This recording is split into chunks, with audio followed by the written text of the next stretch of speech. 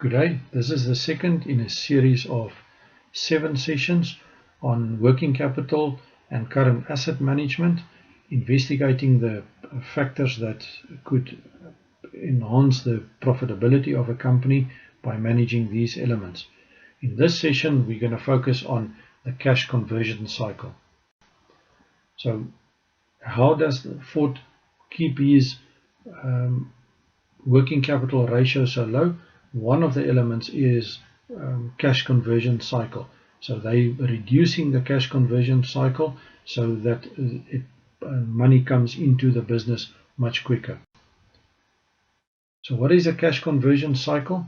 It is the days from the cash paid to suppliers for inventory that was received to the date the cash is received from the customer. So it is the duration of being out of pocket of cash, and the measure of investment, it's a measure of investment in working capital in a number of days, measured in a number of days. Okay.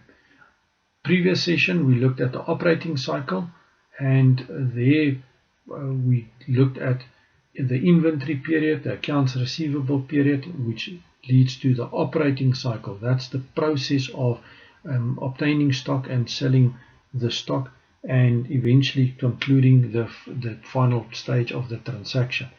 And then we referred to accounts payable period, which is not aligned necessarily with the inventory period because of the specific arrangement with the suppliers.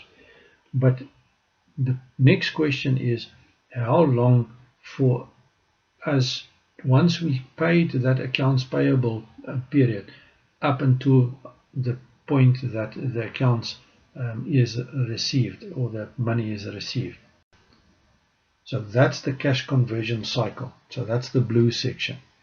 So that's the dates from the point that the suppliers are being paid, cash outflow, until eventually the clients pay, and that is the accounts receivable and the cash returning into the business. So the blue section, the cash conversion cycle, would because that's where we need to fund the cash.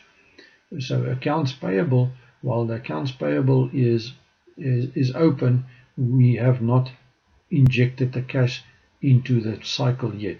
As soon as we're paying the suppliers, then the cash is out of pocket, and the waiting period starts until the accounts receivable period is then an end. Okay, so how do we calculate the cash conversion cycle?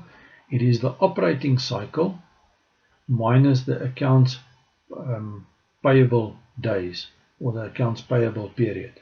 So in the graph, it is the operating cycle, the full duration, minus the red section, which is the accounts payable. That is the cash conversion cycle. So that's one way of calculating it. Another way of calculating the cash conversion cycle is to take the inventory period plus the accounts receivable period, which then is again the operating cycle, minus the accounts payable period. And so it's the same formula, just in two different, depending on what information is available to do the calculation. So the cash conversion cycle will increase when the inventory days increase, or when the accounts receivable period increases, or if the accounts payable days reduces, because then the cash conversion cycle is longer.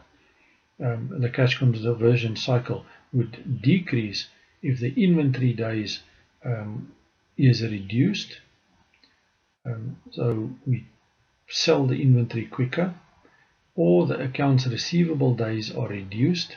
In other words, we collect quicker through new policies and new actions that's put in place there, or the accounts payable period is extended, so we negotiate longer payment periods with our suppliers.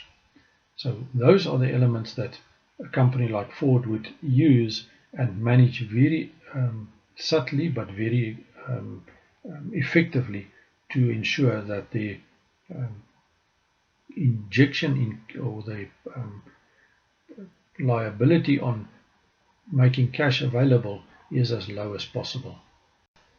So that brings us to the end of the cash conversion cycle. The next session will deal with the cash conversion cycle funding requirements, whether it's seasonal or a fixed period.